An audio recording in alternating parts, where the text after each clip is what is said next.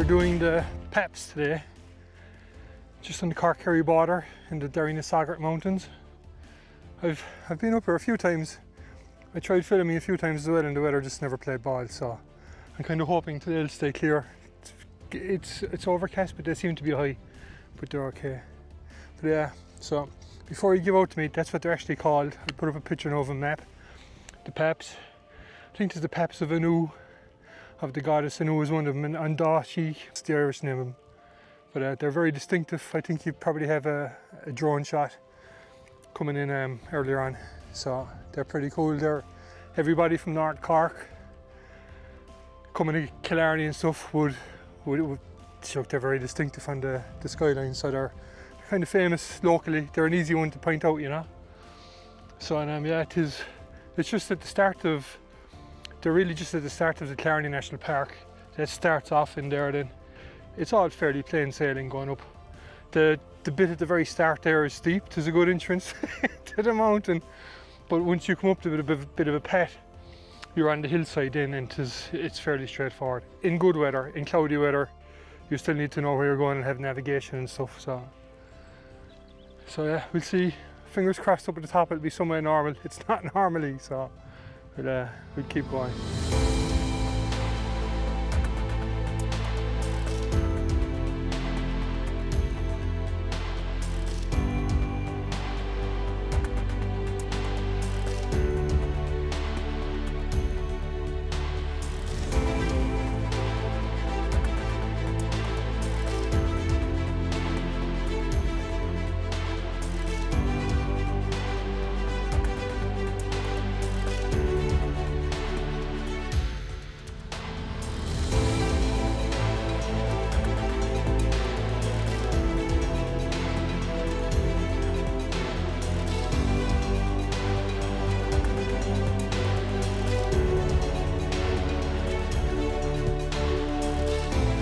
Working our way up now. We're on, I think, a rock that is called Rogers Rock, or it is somewhere along this bit of a ridge anyway.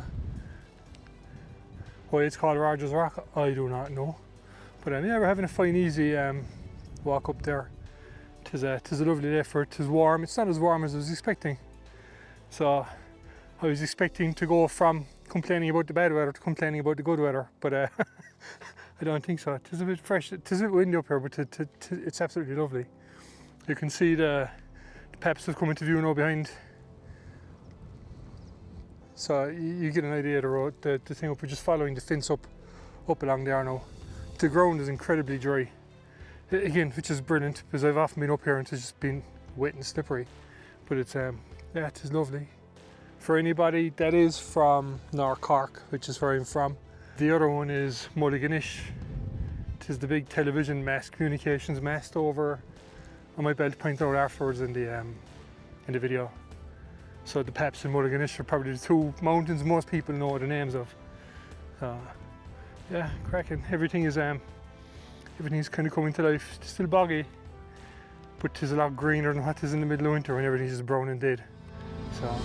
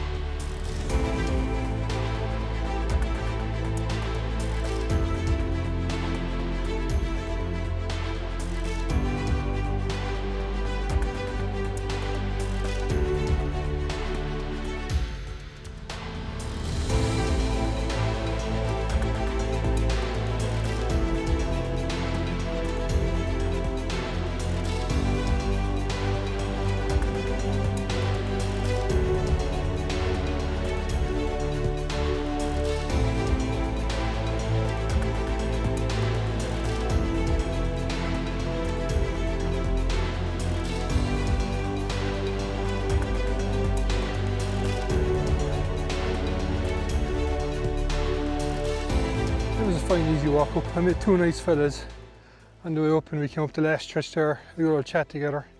So this was their first time up here. So yeah, look, the massive cairn at the back here. So this is the west, I suppose the west pap you'd call it, 690 meters. The other one is over there, that's 694. And but yeah, just find it. I've been up here numerous times and you can hardly stand up.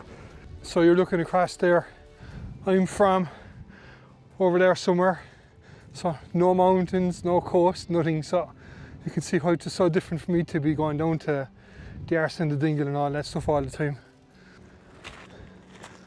When you come up here then you, yeah, look, you're just looking out of the plains there. That's looking over to Carabana. I think the Galties can be seen way off in the distance there then. And then that's the entire plain. You can see the windmills there, that's Munster Joinery. This is purely now for people that are from town, from where I'm from. So the two windmills there are Munster Joinery. And looking across then, and that's the start of the Dingle Peninsula. The mountains, you can see Bortregam and Carrick-on-Ree, and they're all clear for once. And then the big lump here in front of us is the McGillick Hoodie Reeks with Carrantool and Binkira and all those guys are there. This is the views back to the Reeks there in Killarney. That's Loch Lane. We're looking at Loch Lane then. I have another video, Crahan. You could obviously see nothing from the top of it because it's cloudy. But that's it there. I'd be able to point out to the screen. And Mangerton is at the back of it then.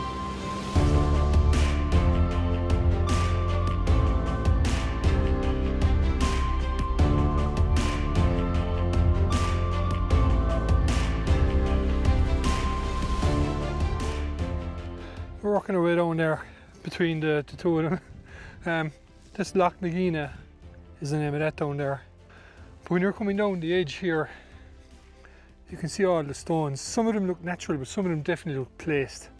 And even along here then, they're definitely man-made. And there is a wall then, you can just see it going over around. I think I read somewhere there was like a processional wall or something. I will leave a link in the description to one or two websites that have info on it that I found interesting reading anyway, because it goes all back to prehistory stuff. It's fascinating to read it. And I'm not going to do it a disservice now by getting it all mixed up on a video on YouTube. So I'll leave the links below there. They're worth reading. Adds a bit more mystery to the class.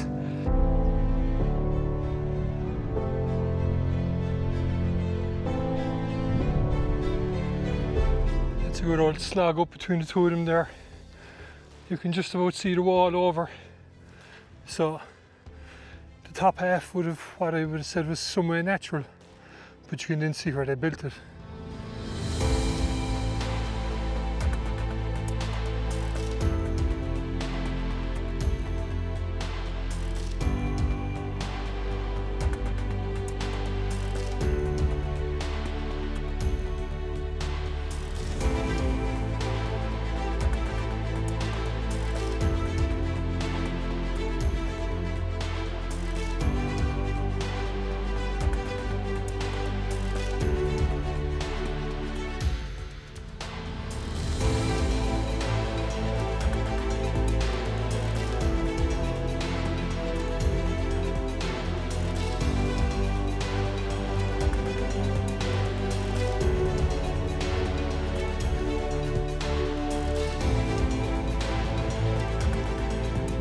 Well, it's windy here now, but I sat down there on the other side of the cairn and Jesus, I was baking.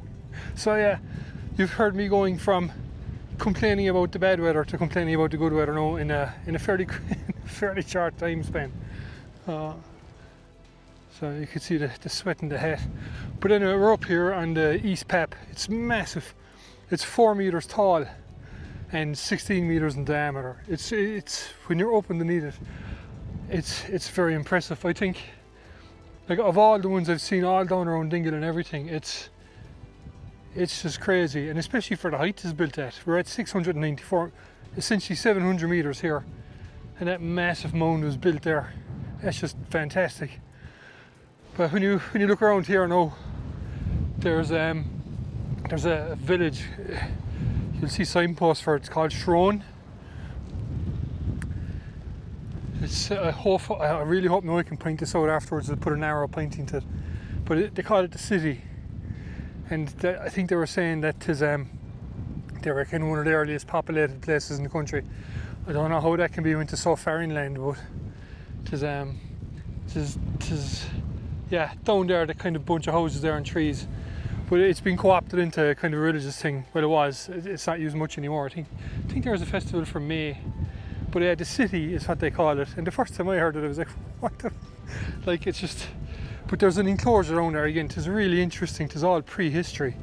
And again, like I said earlier, I will leave a link in the description to a website that has lots on it. I'm sure there are other sites and books, but this one I found good to read. And I presume it's on Wikipedia and stuff as well. But yeah, so the city, Carcrow Darg is the name of it in Irish. And which I think is Redclaws Fort or something, or Redclaw City. So, but again, when you start looking at the old history, I just don't. There's too much to take in, but it's very interesting. It's very cool, you know. Another point I want to make. So where I was pointing out the city there, down below, I did come up this way, and the first half of it is really nice. It's kind of all heather and there's walls and everything. But once you come onto the hillside, it does get tough and there's a lot of heather. So, and there's intermittent tracks. So that can be a bit awkward. Looked as fine. And I presume locals probably know the way up here properly, but the time I came up with it was awkward. So I'd always recommend coming the way we came up this morning.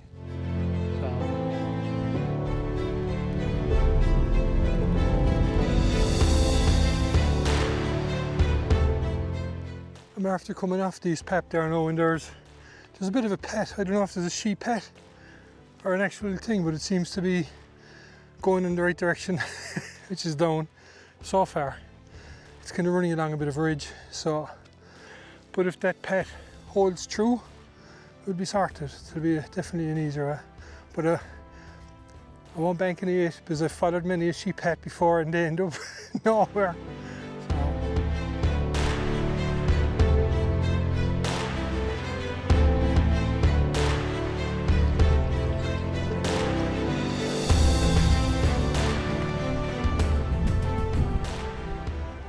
Down off that now, Judd, that pet worked out fine in the end. It joined onto a bit of a stream, and if you're after a lot of rain, it'd be a bit of a nightmare, I'd say. But again, the poles are dead handy even today.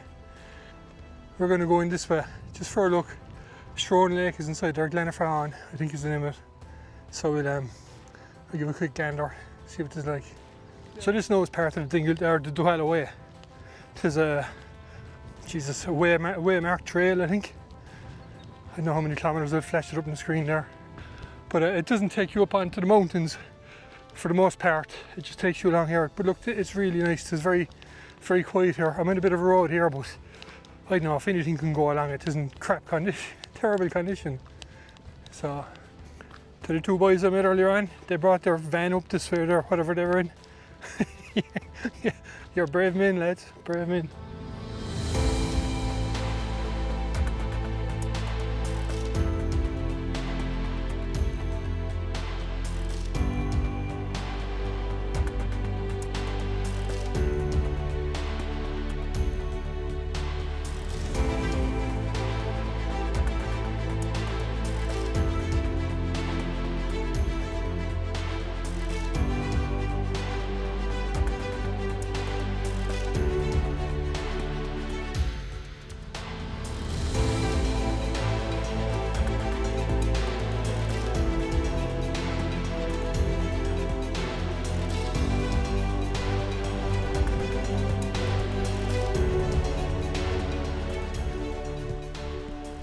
That was really nice inside in the valley there. It was very peaceful. There was no noise, you could hear no road noise or anything.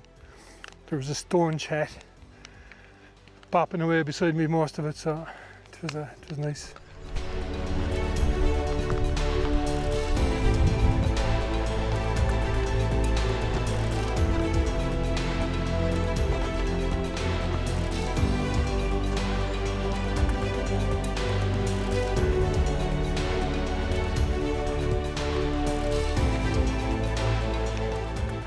See the type of road it is, the grass in the middle of it, which is very quiet here.